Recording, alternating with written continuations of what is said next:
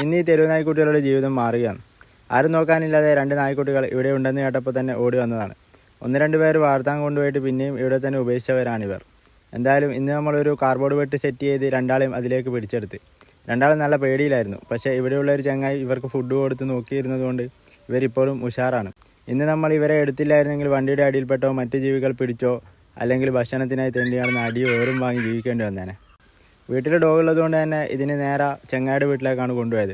ഇവിടെ സേഫാണ്. ഈ 2 നായ്ക്കുട്ടികൾക്ക് പറ്റിയ നല്ല അടിപൊളി പേരുകളുണ്ടെങ്കിൽ കമൻറ്റ് ചെയ്യണേ.